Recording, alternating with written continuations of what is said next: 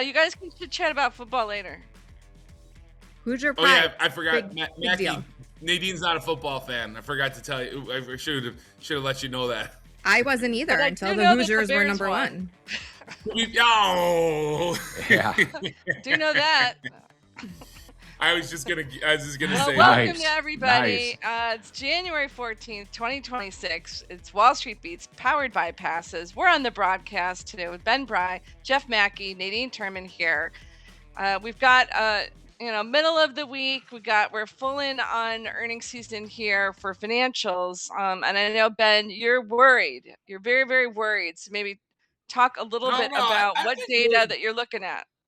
No, I don't think worried is right. I just think if you think about November 20th, we had shorted a bunch of stocks and did pretty well in that fall period. And then it bottomed out November 20th. And it's been one hell of a run. I mean, like, Silver, I remember baby. calling you and saying, hey, let's hedge some of our bonds with buying the consumer tariff basket. And Jeff can attest, in mid-November, tariffs, consumer names were just left for dead. And a lot of them, Abercrombie's up 100% since then, despite the 20% down move this week. And so I just haven't seen anything that seemed, remotely bearish. And so yesterday I started to see a little bit of signs. And, Jen, you can put up this chart. Volatility is completely on its butt. And one big component of that is the implied correlation. And so everyone who's a stock picker sees it, right? Like, there's just huge dispersion across the market. And the markets, the S&P really hasn't done much this year. It's nothing like silver or some of the consumer names or emerging markets, or, the IWM at one point was up 6 or 7%. So we had a 30% pickup in that the last 2 days. And now the market's down 80 bips today. So, whatever, it's not that big a deal. But I think the S&P was only up 2% year to date, and he just lost half the year-to-date performance in the last day. So just something to keep an eye on. I'm not trying to say I'm super worried, Nadine, just more that, like, I haven't seen anything really that was bearish or letting and like the dollar's rising, oil is actually going up, and it's kind of that combination of oil volatility and in the dollar are the three things that have kind of kept this thing really together for the extent of this bull market since last, Liberation Day. So the other thing I was talking about, and speaking of oil, Jen, you can pull this up too, is Schlumberger. We were chatting about it before the show and laughing. It's breaking out, buy the invasion stock. It's kind of funny, but it is actually one of those things that's just stupid. Would you buy in now, Ben? Like, is it too late? Is the news on Venezuela? That's a good question. I think it's like this. You need to start seeing, when we got this headline this morning that Chevron is talking about bringing them in to actually do work. So I think the first move here was the anticipation re-rating. So the multiple went up. So it's at 14 times earnings, 14 and a half, starting to get a little lofty, and still an oil services company, right? But remember this, oil services has been in the doghouse for 13 years or something like that, 12 years. Pull up the long-term chart of the OIH or something, and you can see that these stocks have been hated. So if they're going to actually get brought in to rebuild the oil infrastructure in the country that allegedly has the most oil in the world, and then who knows, maybe Iran will come on board too. I'm sure those boys need some oil infrastructure revamping. You could see a multi-year run like we did in the 2000s. And just to be fair, like, there's more and more stuff I'm seeing in the markets that look like the 2000s. Emerging markets is working well. Gold, silver, gold. There's a lot of stuff that reminds me of that market 20 years ago, post the .com. And so oil services being one of them, it wouldn't surprise me, basically. Okay. So at what point would you go into Schlumberger, or are you saying it still could be interesting? Like, what do you do here? Well, I'm just staying long.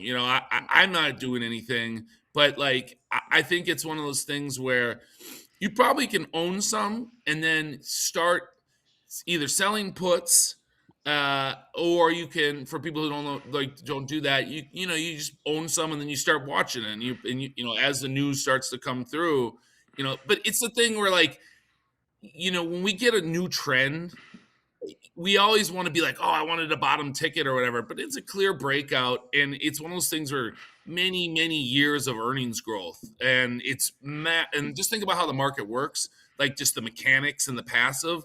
There's a lot of you know, portfolio Yeah. managers who do not own this, so you know, Yeah. you can have So you say multi-year run. you could edge in here. Yeah, I think so. But I mean, look, again, it did just have a 25% move, so you Yeah. know, it doesn't mean you can't Maybe get wait a like a little little bit. pullback.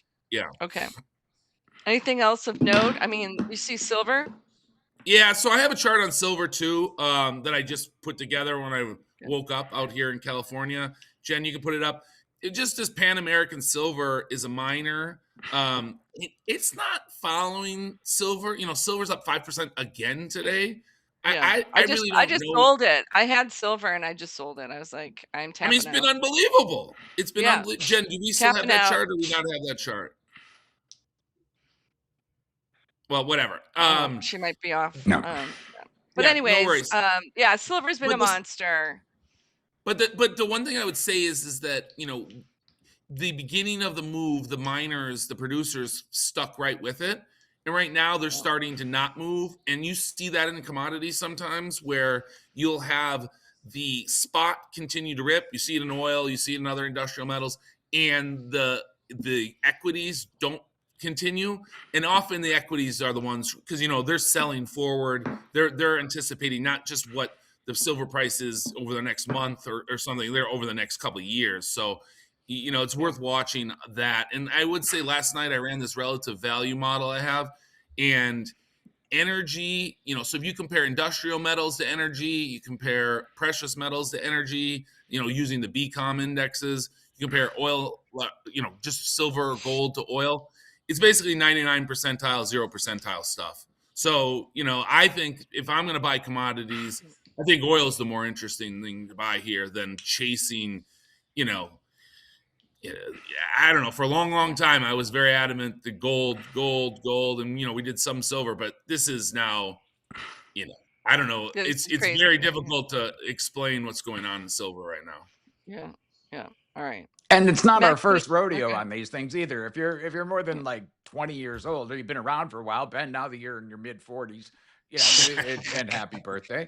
But you know, I mean, it's this happens. And dogs that chase cars and people that chase silver and gold Yeah. rallies in the late stages, they end up Yeah.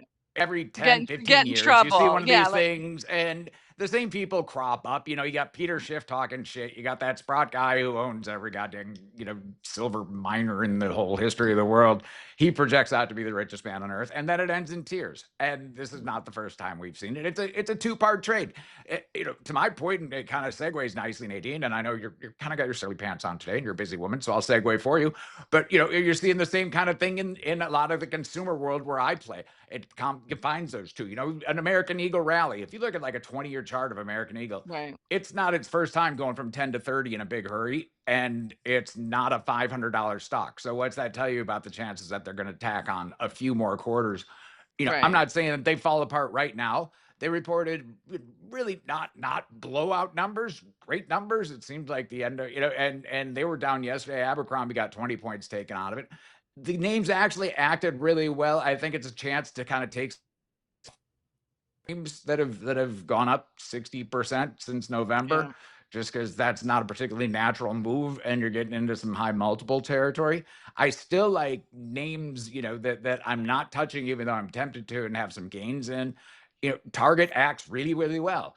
Lululemon came out, they pre-announced, you know, that has all my favorite ambiguous kind of catalyst out in the future, right? They're looking for a new CEO, they've got activists, Yeah. they've got turnaround, there's some low-hanging fruit. Both those names, you know, you don't need a lot to happen, and they're trading at much lower multiples, whereas, you know, it's just late in the game in typically what you've seen. Yeah. I love mall stocks. American Eagle, Gap has worked really well. A lot of them have worked tremendously well, but it's I just rarely late hear that. I stages. love mall stocks. It's a new era. You haven't hung out with me since November, man. That was Yeah. you could have taken I 10 love months off all last stocks. year and like middle of November just said, you know what? I believe in Christmas. And holy Yeah. shit, was that the trade of the year? You had a 30% Yeah. year, you could have just gone home and taken 10 months off. I hope to make that trade obviously every single year, and it's going to be right like 90% of the time because people always love to just shit on how the holidays are going to be terrible. Yeah. Fade that always, but we've had our run and it's not going to be huge. ICR was fine. It was okay, but I like names, like Cracker Barrel. I think that entire controversy was largely crap. It doesn't leave you with a good company. It just leaves you with a stock that's down 75% based on we got rid of Uncle Remus and that ticked off a bunch of rednecks. I mean, there's a lot of reasons to hate that Yeah. company, but they're not going out of business anytime soon. It's still going to be like a chain smoking gravy and biscuit joint. They're fine. In the long run, they're all Denny's, but at the end of the day, stocks like that are beaten way down, and it's a more interesting place to go fishing in January before we get ahead of sort of all these retailers are going to report Q4, and then it's going to be a forgotten space for the next 6 months. If we get kind of another Liberation Day sell-off, that'd be great. If we get a Supreme Court ruling and he Yeah. dumps on the tariffs, that's obviously going to be bullish, and that would be one hell of a graceful exit. Declare victory, hold the Yeah. parade and sell some of these names and just take a little time off right now. Right. That's where we are in just kind of the consumer and the annual cycle. Right. All right. And I mean, it go has ahead, been a Ben. great run though for these consumer stocks. They were It's been epically beat up. fantastic. Just hammered, right? Just absolutely brutalized. And I don't know why people still listen to the optimism surveys. I think that they confuse how people feel. You don't have to be a super cynical, dark person to feel sort of bad about the shit that's going on in America right now in the macro at least. But that doesn't mean that you don't buy your kid Christmas gifts. You got to learn to separate those two emotionally. I don't know how they're collecting data at Michigan, but Right. if you're serving over the last decade and it's just kind of hanging out at 50 now, there's something wrong about the way you're collecting your data. Not to shit on a Big Ten school, but it seems like Indiana is now maybe the place I want to go for my statistics and my football enjoyment. Way to sneak that Nice in there, tie Jeff. in there. Nice tie in for the pre-show chat. Um, but so how do we weigh this? You've got the bank earnings, which has been mixed. You've had some good ones, some bad ones. What are you looking for, each of you, in earnings season? Is there anything in particular that you're gearing up for? I still look earnings have been particularly real since the financial crisis. I think they could all report the letter Q and we would all just be like, that's fine. Whatever. Okay. So I'm just looking for, I mean, they're cooked and they report whatever they want. It's an open book test for them quarter after quarter. Yeah. So, I am encouraged by what they say about consumer spending. Yet again, for all these terrible things that are about to happen to the Yeah, consumer, was they it so just bad? keep charging stuff. Yeah, Yeah. and so you really just have to assume that everyone's an idiot except you. People are living way beyond their means. When people start saying stuff like that, I just want to buy whatever they're selling because everyone's stupid except me is a fairly silly life view. And so consumers are spending. I assume they can pay their credit card bills. I assume that's fine. I don't think the SCOTUS matters that much. That ruling's supposed to be today. If you get a pop on the Got stocks, it might pushed be a off. graceful I exit. just But saw other than that, headline pushed Oh, off push off. today. Yeah. He pushed probably off. wants to They, negotiate with Pushed off green the kind of matter. numbers. just don't want to. They don't want to rule. They don't want to You give the can't fire bad us. news to him. Well, They don't want to get maybe sued. they're going to They roll run with the up in them. court themselves. Yeah. They don't want to lose their I mean, jobs. there's They're a like, lot of we could crazy wake up stuff going tomorrow with like on, right? 30 Supreme Court justices. Well, he's probably going to have some new rule that that there's a term limit. We're going to hear about term limits. Yeah, He's I'm going just to saying this stuff the guy's court. doing a He'll lot just of pull an FDR. he's doing a lot of Mad King shit. It would not surprise me if he somehow gets to these guys and gets this thing like you're not overturning it. Like, you know what I mean? Like Yeah. that's not how America's supposed to work, but it would not surprise me at all. And the market definitely, especially these consumer names, are not priced for that at all. No, and he'll for sure come up with a brand new way to charge the tariffs. I mean, Right. Well, yeah, Agreed. that's what they're thinking. That's why they've it already hasn't told affected us they're the going to do market that, much. and when he tells you they're going to do something crazy, he does something crazy. Like he's not a big bluffer. He's not. If he just kind of says the crazy crap that he's going to do, and then he does it. I would like a whole new East Wing, and I'm gonna make one. So I Right. I want a tore the old monorail. one to the ground, and now we'll work on Yeah. building permits. That's who he is. But yeah, I'm with Jeff. I'm with Jeff. I don't think earnings really matter. I think most of what's going on is financial. You look, the S&P divided by gold is at the COVID lows right now. I mean, things have been devalued in what they call the debasement trade. But like, truth is that like the S&P is not discounting actual earnings. It's discounting debasement and fiat and people needing to own something in anticipation of the government just putting the hose back on. I think that's actually what's going on. And then some of these countries like getting money. I mean, it's a weird time. I think that with the market we grew up with, now that I'm properly in my mid 40s and old like you two, that it's a little different market than we grew up with, where earnings was really truly the driver. Well, the only caveat I would say is I think people do care about tech.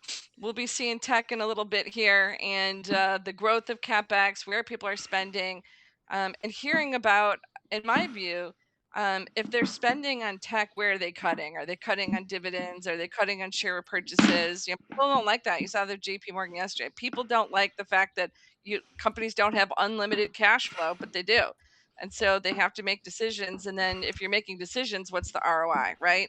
It's a lot easier to understand a buyback, a lot harder to understand massive spend on tech, especially if you're saying that the benefits, you won't be able to talk about for a while from now. So I think that's going to be a major theme of earnings season.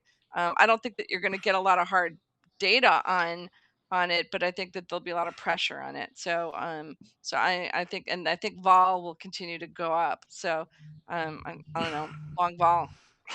I mean, a related point though, it's from the ICR. One of the bigger presentations that I saw was from Walmart, and it just told me that this is just a huge year, because they're really deploying the AI. They're really using that. They're Yes. actually going to change sort of the way that you buy from discount stores. That's the one Yeah. online retail experience that hasn't been souped up at all. If you go to apps for any specialty store, there you have moving models. You've got really nice, Yeah. clean depictions of the merchandise.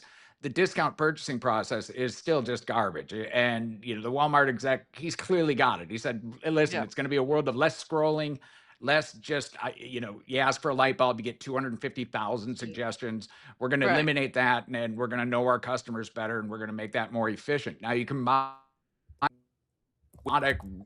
distribution centers and where you just got a bunch of bots fulfilling orders, and all of a sudden your margins go up Way on up. Yeah. half, $750 billion of product. Yeah.